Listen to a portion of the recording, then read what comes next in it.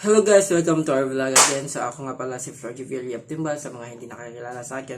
Bago tayo magsimula, ito ay lesson 1 natin para sa mga kinakailangan natin alamin at saka i-prepare bago tayo magsimula mag-alaga ng mga sisyo o manok.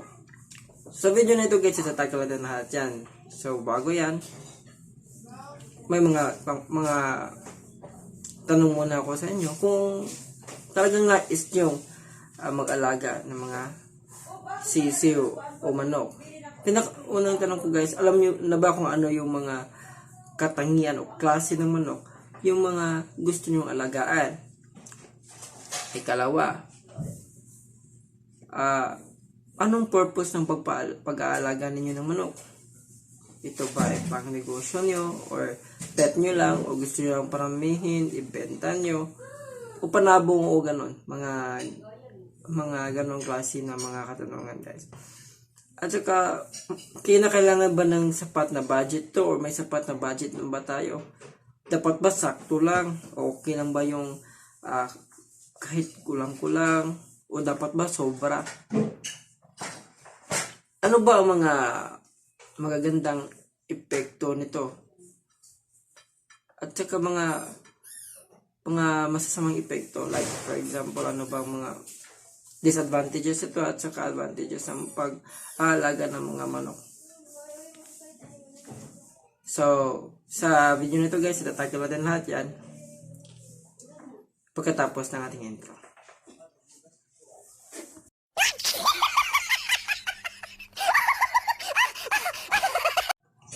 So, yun nga guys, I'm back. So, unahin natin sa katanungan kung ano ba ang ilang mga klase ng manok na pwede natin maging option or choices sa pag-naalagaan natin. So, una guys, meron tayong natawag na panabong. Pwede ding 45 day na manok o 45 days na manok na tinatawag nating broiler. No? Pwede din yan yung mga kahit 30 days na or 45 days, pwede na siyang katayan kasi malalaki na sila. Kagaya ng mga napapanood nyo dito ngayon na video or sa mga pictures na pina-flash natin sa screen. Pangatlo ay bantam. Pwede din yun, yung mga maliliit na pwede natin giging pet. Pwede din yung ano guys, yung tinatawag natin na layers. Yung mga ginagamit o mas kilala ngayon guys, mas noon siya na tinatawag lang na culled na chicken, yung puti guys na nangingitlog din, may brown din nun nangingitlog para ibenta. So kung nakapag-decide na kayo guys kung ano yung klase na manok na alagaan nyo, atin namang next na question is para saan to or anong purpose ng pag-aalaga ninyo? Pang bahay lang ba, pang konsumo lang ba, o gusto nyo lang na may mga manok sa loob ng bahay nyo o ibibenta nyo, negosyo nyo, yung mga for example, itong mga layers na to, pwede natin i-negosyo itong mga itlog nila, ibibenta natin yung itlog nila pagkatapos na 6 to 8 months sa pagpapalaki, mangingitlog yan, papakainin na natin ng pangpaitlog yung mga feeds, tapos pwede natin siyang ibenta guys. At pwede nyo tignan, no? Kung ano yung mga ay maganda ba or pwede nyo din i-consume yun sa 45 days naman. Pwede naman yun yung katayin to after 1 month and a half or 1 month, ganun. Pwede din yung i-breed to, mangingitlog din to guys pag na-breed nyo, pero huwag nyo lang pakainin ng marami pag gusto nyo i-breed guys. Yung mga bagay na yun kung paano sa pakainin or paano sa alagaan sa mga nais ninyong purpose niyan ay pwede nyo i-search sa YouTube or like gagawa natin ng topic yan next time. So after guys, kung yun na yung mga purpose nyo, alam nyo na yung purpose nyo, ay kalawa ano na, kung may tamang budget ba tayo sa pag-alaga naman, kinakailangan natin ng budget. So hindi ko advise guys yung sinasabi na dapat sakto lang yung budget mo o dapat okay na yung wala mo ng budget, lagay ka muna dyan. Kasi na ano ko yan guys, na experience ko na ganyan. na, sige, lagyan mo na dyan. Mag-pressure din tayo para maghanap ng mga paraan paano yan mabibigyan ng mga maintenance, gano'n, yung mga pagkain. At the same time guys, yung mga nangyari nun is talagang, kasi yung mga ginaganyan natin, kasi gusto natin mapabilis, na gusto natin talaga. Dahil sa kagustuhan natin at nagigil na tayo na mag-alaga ng mga sisiyo, ng mga manok, at ano yung patutunguhan, minamadali natin ang lahat ng mga bagay. At yun ay malaking chance guys na talagang hindi maganda yung resulta niyan. Na kailangan guys yung may capital ka, at the same time may buffer ka na pwedeng ipangdagdag if ever yung capital mo nagkulang or yung budget ng pagkain mo nagkulang, na short ka doon. So may buffer ka na pwede paggamitan. Kasi may mga possible na mangyayari yan guys. For example, yung mga sakit. Hindi natin maiwasan yan. Yung mga sakit. O pag naiwasan man yan, meron talagang iilan na mahawaan ng sakit. Especially pag hindi na-maintain yung kinakailangan i-maintain sa loob ng kulungan, o sa labas ng kulungan, o sa area na kung saan may mga manok kayo na inalagaan. So ngayon guys, usapang disadvantage or bad effects ng mga pag-aalaga ng mga manok, or kung talagang kukuha ka ng konsumo araw-araw dyan. Especially pag nasa city ka, hindi mo pwedeng basta-basta lang ilagay sa i-free range yung mga manok mo na makakasagabal sa mga kapitbahay natin, especially yung mga ipot nila. Mabaho talaga yung ipot nila guys, kasi dahil sa feeds na kinakain nila, may preservative na kasi. At saka pag hindi natin na-maintain ng maayos guys, talagang may mga mga sakit yan, pwedeng mortality, na mamatay yung mga sisiyo natin, yung mga manok natin, malalaki na namamatay. Isayang din yun. So dapat talaga pag-aralan natin muna yan. At saka yung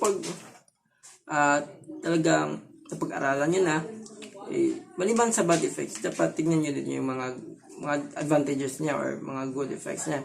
Like for example, pag negosyo yung hinahanap mo, pag nag-click naman yung negosyo mo, sa'yo din yung benefits na yun. Maganda din yun. At saka pag naparami mo ng maganda, at saka maganda yung mga klase ng manok na aalagaan mo, pwede mo maibenta sa mahal na halaga, o pwede maging in demand yun pag nakita ng mga tao na plus 8 tong mga yung mga benta niya, kasi nga maganda yung kalusugan at wala na masyadong problema, at maganda yung paglaki nila, yung tubo nila. So yun guys ang dapat include na yung mga bad saka yung mga good effects na yun. So ngayon guys, ang tanong natin is, ready ba tayo mag-risk ng mga bagay na ganito? Kasi guys,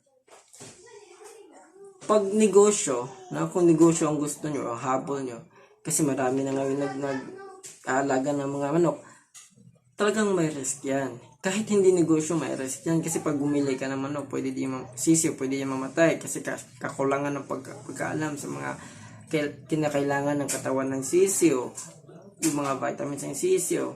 O kung wala, okay lang naman, hindi naman talaga kailangan na may vitamins ng sisiyo, pero kailangan na hindi sila madaling masakit. At saka na-maintain natin ng maayos. Yun. At lahat ng bagay ay may risk. Alamin natin na lahat ng mga ginagawa natin sa buhay, risk. For example, sa pagtatrabaho, may risk yan. Sa pag-negosyo, may risk din yan. Mas malaki lang yung risk sa pag-negosyo, kung pera-pera yung pag-uusapan. Pero, ang kapalit naman nito, pag nag-click yun at nag-bloom yung negosyo mo, wala ka namang, mas malaki naman yung kita doon sa trabaho-trabaho, no? So, ngayon guys, pag nalaman nyo na kung ano yung gagawin nyo, o ano yung mga klase ng manok o sisiyo na alagaan nyo, sa susunod natin na lesson ay isasama natin kung ano yung mga kailangan i-prepare bago tayo bumili. So ngayon guys, pag-isipan nyo muna kung anong klase na sisiyo yung bilhin nyo. At saka sa budgeting guys, kailangan may mga ano kayo pag especially sa mga gusto magnegosyo ha, o gusto mag-breeding para pang negosyo. May dapat na ano tayo diyan, may database tayo kung magkano ang nagastos natin lahat-lahat. Para pag nabenta natin, alamin natin at ikukumpara natin kung ano yung pagkukulang natin at yung dapat natin iwasan at dapat i-maintain natin para hindi tayo malugi. Pag kita nyo sa unang phase nyo, nalulugi kayo, tingnan nyo si kalawa. No? Kung sa ikalawa naman, dapat ibahin niyo. Tingnan nyo, mag-experiment muna tayo guys. So yun. So sa lesson na to, alamin yan lahat. At saka hindi ko ina-advise guys na na marami agad yung, yung bibilhin nyo o alagaan nyo. Especially sa mga first timer, no? O sa mga talagang, kasi pwede tayong may karanasan na pagbata, nung bata tayo na bumili tayo ng mga sisiw sa eskwelahan natin, saka napaano natin, napalaki natin. Iba din yun sa ngayon kasi kailangan mo na i-monitor yung capital mo, kailangan mo na i-monitor kung ano yung mga i-maintain mo. So, yan guys, dapat may database tayo kung ilan yung gastos natin, saka yung ilan yung pag after sales, may profit pa, wala. Na? So, wag kayong, at saka ito paalala guys, wag kayong pag na-try nyo na, wag kayong panghinaan ng loob. Wag kayong masayangan pag nalugi kayo. Bakit? Kasi, dyan pa lang guys, may natutunan na kayo. Ano na yan? Profit nyo na yan, no? Pag may natutunan tayo sa mga mali natin nagawa o sa mga nalugi man yung unang ano natin, batch natin, may mga natutunan naman tayo na dapat natin i-treasure yun na ganun. So, next guys, kasi mahaba-haba na yung video na gawa natin. Sa next video ko, ilalagay natin kung ano yung mga dapat natin i-prepare muna bago dumating ang mga sisiyo, bago tayo bumili ng mga sisiyo. At yun ang dapat natin alamin. Para hindi tayo kung sa Bisaya pa guys, magkayamukat. No? Hindi tayo ma-pressure or mararato. So first step lang guys, advice ko lang sa inyo is maghanap pa kayo or makinig pa kayo ng mga reviews, yung mga failure at saka yung mga success nila, hindi lang yung lahat success. Dapat para alam niyo din yung mga pwedeng pahihinat na ng mga manok. So yun guys, sa video na to, yun lang muna. At saka sa next video, yun nga, yung mga kailangan nating i-prepare. So maraming salamat guys sa panonood. God bless you all. Ingat.